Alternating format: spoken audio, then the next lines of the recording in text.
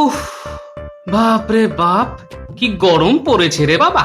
সূর্য এই সবে উঠলো, তার মধ্যেই চামড়া একেবারে পুড়ে ছাই হয়ে গেল গো। যাই, পুকুরে একটা ডুব দিয়ে আসি। হ্যাঁ, তাই যাও, তবে একটু তাড়াতাড়ি এসো। আমি কিন্তু তোমার জন্য ভাত বেড়ে বসে থাকতে পারবো না। হ্যাঁ,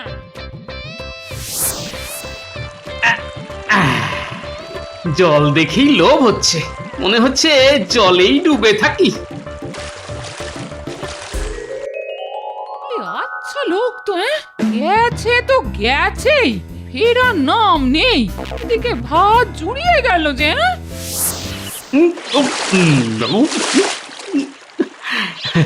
মনে হচ্ছে ডুবেই থাকি, আর উঠবো না। জলে ডুব দিয়ে কতক্ষণ থাকবে?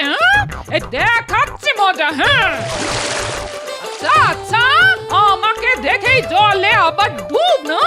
দেখি দেখি লোকটা কতক্ষণ ডুবে থাকে, উঠতে তো হবে নাকি?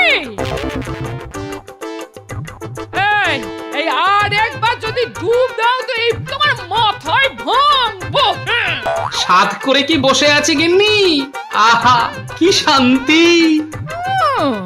নাকে শিকনি নিয়ে হ্যাঁচো হ্যাঁচো করলে কিন্তু আমায় দেখো না, আমি বাবু তোমার সেবা করতে পারবো না। আরে না রে বাবা, কিছুই হবে না। আহা, শরীরটা একেবারে জুড়িয়ে গেল গো। আহ, কি শান্তি।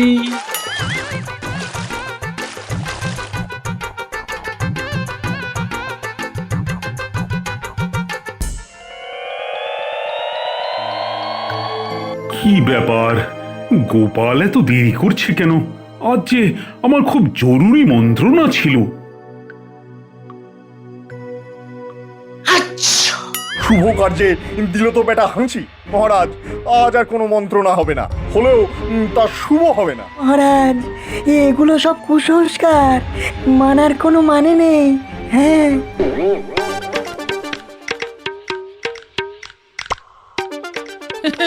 মুখেই মারিতং জগতং, আমার কিছু হবে না। কিবির কিবির, এখন নাক ভর্তি সর্দি নিয়ে সারাদিন হাঁচো আর হাঁচো।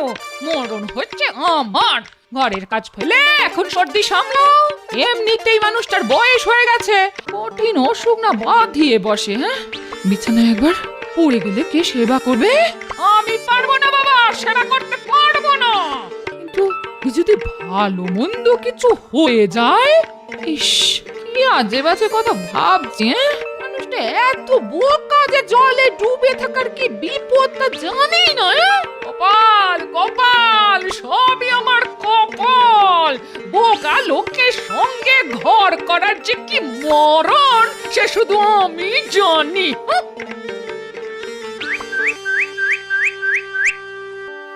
এ আমার কি হলো? সাতটা জাহাজ একটার পর একটা ডুবে গেল। এখন তো আমার বেঁচে থাকার কোনো মানে নেই। আমি কর্পদক শূন্য। একমাত্র উপায়, যদি কৃষ্ণনগরের রাজা নির্দিষ্ট সময়ের মধ্যে কিছু স্বর্ণমুদ্রা আমাকে এনে দিতে পারে। কিন্তু পথ যে দুর্গম। চোর ডাকাতের ডেরা পার হয়ে কে আসবে এখানে? জানি না, আমি আর ভাবতে পারছি না। আসলে একটা খুব দুরূহ কাজে বর্ধমানে কিছু মোহর পাঠাতে হবে। তবে রাস্তা বড় দুর্গম, চোর ডাকাতের উৎপাত। কেন মহারাজ, ও হঠাৎ করে বর্ধমানের মহারাজের কাছে মোহর পাঠাতে হবে কেন?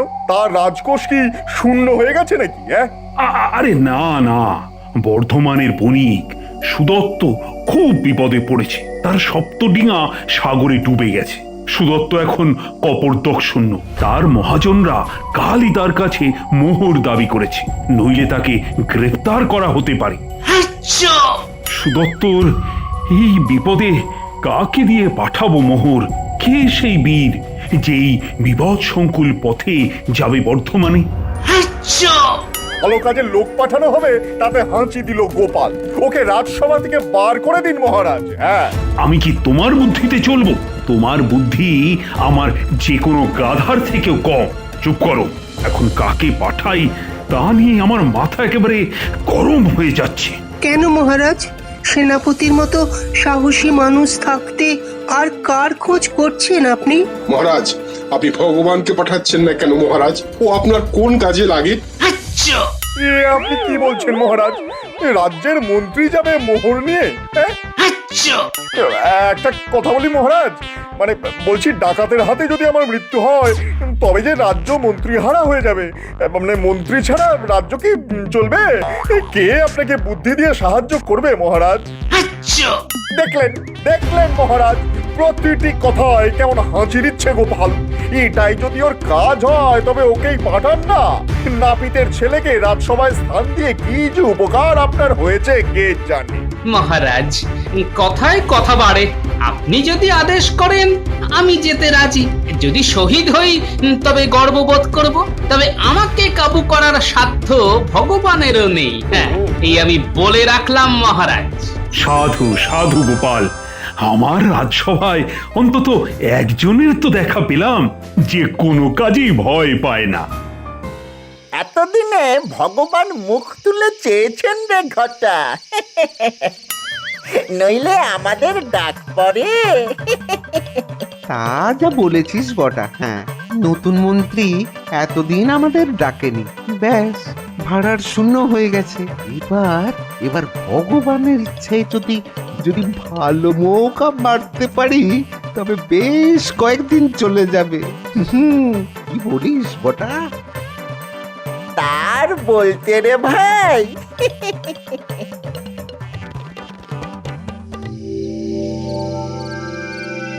বুঝলে গিন্নি, সবাই আমাকে বোকা বলে মনে করে, কিন্তু রাজা মশাই এমন একটা কাজ দিয়েছেন যেখানে বুদ্ধি আর সাহস দুটোই লাগে। কি কাজ গো? তা এখন বলা যাবে না গিন্নি, আগে ফিরে আসি তারপর বলবো। বাবা, আজ সকালে না হয় একটু বেশি কথা শুনিয়েছি। তা কি তোমার ভালোর জন্যই তো নাকি? সেই রাগ এখনো পুষে রেখেছো? আর কিছু বলবো না বাবা, যাও। আরে না না, তা হতে যাবে কেন? কি মুশকিল? তাহলে বলো কোথায় যাচ্ছ? হ্যাঁ, কি মুশকিল? আরে বাবা, বলা গেলে কি আর বলতাম না? বলবে না তো? ঠিক আছে, আমি কালই ভাইয়ের কাছে চলে যাচ্ছি। হ্যাঁ, আচ্ছা আচ্ছা আচ্ছা, বলছি। শোনো। শোন, এবারের কাজ কিন্তু বেশ কঠিন। উতরে দিলে বখরা দুজনেই পাবি, তবে কাজটা একজনের। মনে হচ্ছে বটাকে দিয়েই কাজটা হবে। ওর চেহারাটা বেশ নরম নরম, তবে ছদ্মবেশ নিতে হবে। দাঁড়ি গোপ লাগিয়ে বণিক সাজতে হবে। ঘরের ওদিকে দেখ, বণিকের পোশাক রাখা আছে, বটার গায়ে হয়ে যাবে। সে তো না হয় হলো, কিন্তু কাজটা কি সেটা তো আগে বলবেন। বলছি, আগে কাছে আয়, কানে কানে বলি। খুব গোপনে করতে হবে কিন্তু, বুঝলি?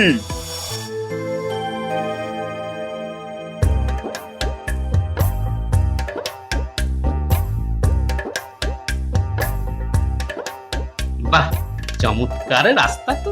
কে বলেছে এই রাস্তায় এত চোর ডাকাত আছে? সঙ্গে চিড়ে আর চিনি আছে। রাস্তায় কলা গাছ চোখে পড়ে গেলে কলা পেড়ে নেব। হ্যাঁ, আচ্ছা, আমার এই বিপদে ফেলার এই সুযোগ কি ভগবান নেবে না? নিশ্চয়ই নেবে। ঠিক আছে, একটু সাবধানে থাকতে হবে।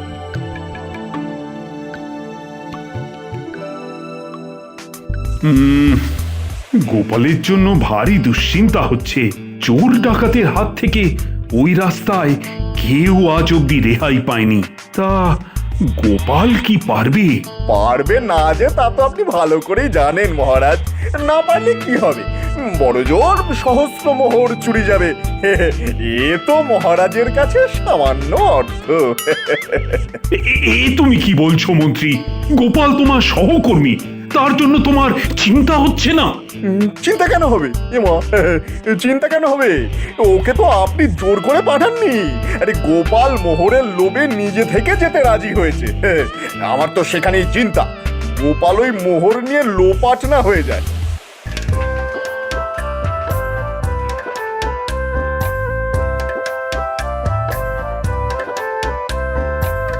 আচ্ছা, বেটা ভগবান তাহলে নিজেই ডাকাত লাগিয়েছে। বেশ, এবার জমবে খেলা। ভাই, এই পথে তুমি কোথায় যাচ্ছ? তুমি কি বণিক? হ্যাঁ ভাই, আমিও বণিক। তুমি? আমি প্রখ্যাত বণিক বটকেশ্বর দাঁ। আমার সপ্তডিঙ্গা আছে, সপ্তডিঙ্গা বর্ধমানে ফিরছে। কি নেই তাতে? রেশম, গালিচা, মশলা, মসলিন, আপেল, আঙ্গুর সব পাবে। তবে কি জানো তো, আমার আর ধন দৌলতে মন নেই। এখন তীর্থস্থান দর্শন করে বাকি জীবনটা কাটিয়ে দিতে পারলেই বাঁচি। ও তা তোমার পরিচয়টা তো জানলাম না। আমি ভাই কাঁচকলার ব্যবসা করি। বিভিন্ন প্রদেশে কাঁচকলা বেচে পেট চালাই। অদ্ভুত, তুমি কি বর্ধমান যাচ্ছ কাঁচকলা বেচতে? না না, কিনতে। আসার সময় যদি দেখা হয় তাহলে তোমায় অতি উত্তম স্বাদের কাঁচকলা খাওয়াবো। হ্যাঁ, তোমার তো যে কোনোদিন চাকরি চলে যেতে পারে, এখনো কিছুই কামাতে পারলে না। বলি, চাকরি চলে গেলে আমরা খাবো কি? তার কোনো ব্যবস্থা ভেবেছো কি? এত বোকা আমার ভেবো না কিনি। সব ব্যবস্থা হয়ে গেছে, আর দুদিন অপেক্ষা করো। এবার যা বুদ্ধি খাটিয়েছি না, তুমি রানীর মতো সারা গায়ে সোনার গয়না পরে পাঞ্চি ববে আর দাস দাসীদের আদেশ করবে। রাখো তোমার আদিক্ষেতা, সামান্য একটা নাম থেকে কবজা করতে পারলে না। তুমি আসলে একটা অতি নির্বোধ লোক। এ তুমি যাই বলো না কেন, আমার কত বুদ্ধি তা আমি জানি। ঠেস দিয়ে কথা না বলে এখন যা বলি তা করে ফেলো। হ্যাঁ, জিনিসপত্র গুছিয়ে ফেলো। হাতে মাল এলেই রাজ্য ছেড়ে পালাতে হবে, একেবারে অন্য রাজ্যে। মহারাজ আমাদের কোনো খোঁজই পাবে না। ভাই কাঁচকলা বণিক, তোমার খিদে পায় না? অন্ধকার তো ঘনিয়ে এলো, আমার কিন্তু খুব পেয়েছে। আমি কিন্তু দিনে কিছু খাই না, আজ তো খাবোই না। বড্ড ধকল গেছে, ঘুম পেয়ে গেছে গো। ঘুম পেলে ঘুমিয়ে পড়ো। সত্যি বড্ড ধকল গেছে আজ। দাঁড়াও, আমি তোমার বিছানা করে দিই। দেবে? তা দাও। তোমার কি দয়ার শরীর গো। তবে তুমি তোমার বিছানা না করে আমার বিছানা করলে সেটা আমার পক্ষে খুব অপমানজনক হবে। আগে তোমার বালিশ বিছানা পাতো, তারপর আমারটা পাতো ভাই। হ্যাঁ ঠিক আছে, আমি আমাদের দুজনের শোয়ার জায়গাটা করে দিচ্ছি।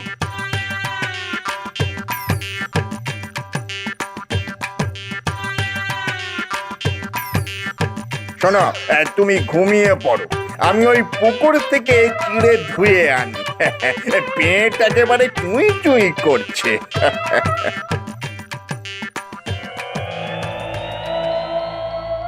সেই কখন বেরিয়েছে গো লোকটা? বলে পেটে কিছু পড়লো কিনা জানা নেই। জঙ্গলের রাস্তায় যে একটু ফলমূল পেড়ে খাবে, সে বুদ্ধিতেও তো কুলোবে না। সঙ্গে যে খাবার দিয়েছি তা খুলেও দেখবে কিনা কে জানে। আশেপাশের গ্রাম থেকে যে চারটি খাবার চেয়ে নেবে, সে বুদ্ধিও তোর ঘটে নেই। কি করি? ও মা, হ্যাঁ তো ওই জঙ্গলে তো শুনেছি বাঘও আছে। হ্যাঁ, চোর ডাকাত তো ছেড়েই দিলাম। ওগো, তুমি ফিরে এসো, আর কখনো তোমাকে গাল বন্ধ করবো না গো। আমার কি হবে গো? আমি বিধবা হয়ে যাব নাকি গো?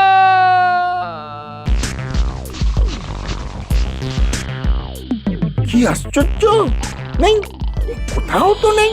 তাহলে গেল কোথায়? ভোজবাজির মতো উবে গেল নাকি? লোকটাকে জাদুকর, দেখি কোনো গাছের ডালে ঝুলিয়ে রেখেছে কিনা।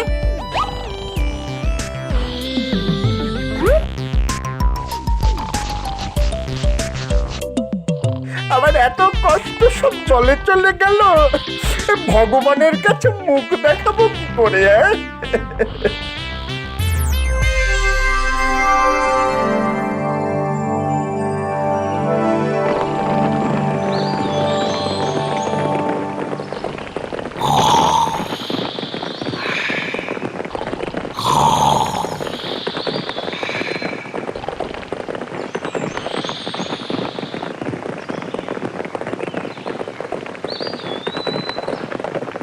মহাশয়দের দেখে অভিজাত বণিকের দল মনে হচ্ছে।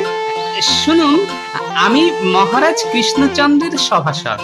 বিশেষ কাজে যাচ্ছিলাম বর্ধমানে বণিক সুদত্তের বাসগৃহে। এই দেখুন, আমার কাছে মহারাজের মোহর আছে। এই দুঃসাহসিক কাজে আমরা যদি আপনার কোনো কাজে লাগতে পারি তাহলে নিজেদের ধন্য মনে করব। তাহলে শীঘ্রই এই চোরটাকে আপনারা বেঁধে নিয়ে যান বর্ধমানের রাজার কাছে।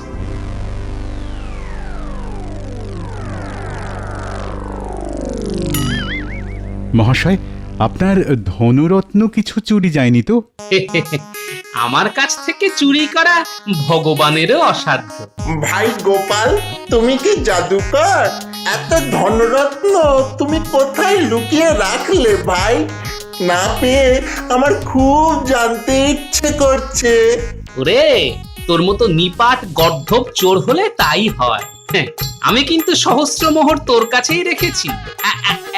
এই দেখ, চোরকে কখনো নিজের ঘরে চুরি করতে দেখেছেন মশাই? হ্যাঁ, বটা আমার বিছানা, বালিশ, ঝোলা, এমনকি গাছের ডাল পর্যন্ত তন্ন তন্ন করে খুঁজেছে, কিন্তু ভাবেনি আমি তারই বালিশের তলায় মুদ্রা লুকিয়ে রাখতে পারি।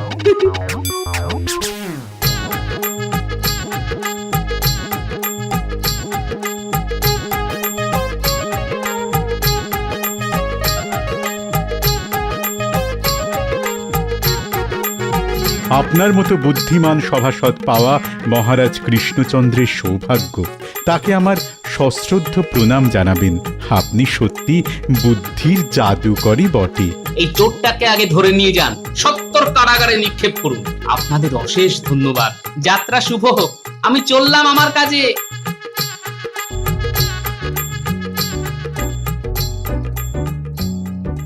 সকাল হয়ে গেল, এখনো কেউ এলো না। এখন উপায়, আর একটু বেলা বাড়লেই তো দল বেঁধে সবাই আসবে। তখন কি হবে? কে বাঁচাবে? না, ঈশ্বর আমার উপরে যে কোনো কারণেই হোক কুপিত হয়েছেন। না হলে আমার এত শক্তিশালী সপ্তডিঙা এভাবে ডুবে গেল, আমাকে নিঃস্ব করে দিল। কাল থেকে আমার স্থান হবে কারাগারে। আমি বণিক সুদত্ত এখন রাস্তার ভিখারি। হায় ভাগ্যের কি করুণ পরিহাস! দেখো, সুদত্ত মস্ত বণিক, কত নৌ অভিযানের নায়ক, এই রাজ্যের সৌভাগ্যের প্রতীক। তাকে কি আরেকটু সময় দেওয়া যায় না? এত তাড়াতাড়ি সে এত স্বর্ণমুদ্রা পাবে কোথা থেকে? না না না, এভাবে সুদত্তকে বাড়তে দেওয়া ঠিক নয়। সে এত কম দামে জিনিসপত্র দেয় কি করে? আমার সুগন্ধি তেলের ব্যবসা তো ওর জন্য তুলে দিতে হলো। না না না, তোমরা ওকে এভাবে সময় দেবার জন্য আমাকে অনুরোধ করো না।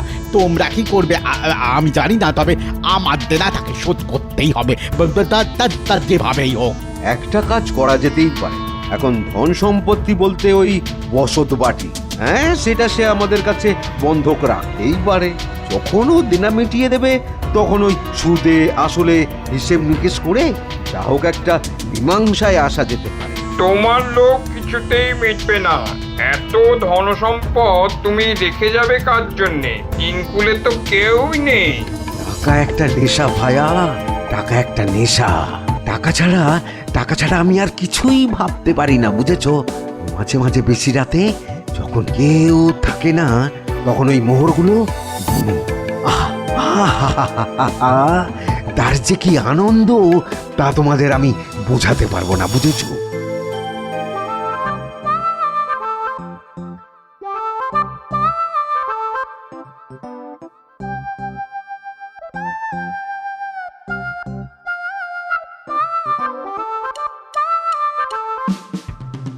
বাহ, এ তো চমৎকার নগর।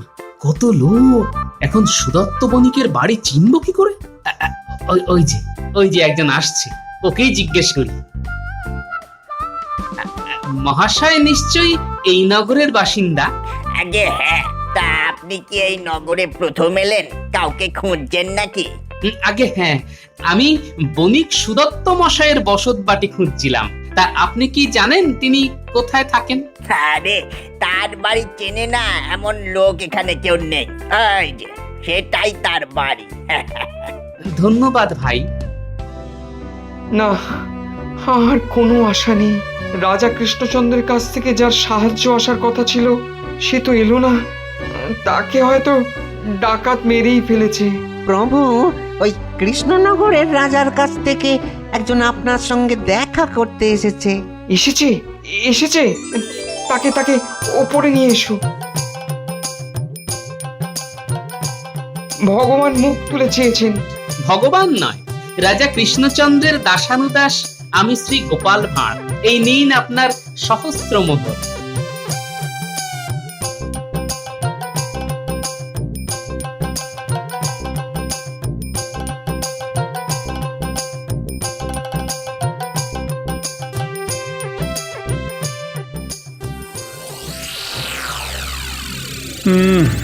গোপালের গোপালের তো এতক্ষণে চলে আসার কথা না। বড় দুশ্চিন্তা হচ্ছে হে সেনাপতি। হ্যাঁ, গোপাল গোপাল তুমি ফিরে এসেছো। এতক্ষণে ধরে প্রাণ এলো। তা সব কাজ সুসম্পন্ন হয়েছে তো? আগে মহারাজ, ভগবানের কৃপায় তা হয়েছে বটে। আমি মুখ্য সূক্ষ্ম মানুষ, নাপিতের ছেলে। তবে একটা কথা মানি, বুদ্ধিং যস্য বলং তস্য। জয় জয় গোপালের জয়। তোমাকে আটকানো ভগবানেরও অসাধ্য।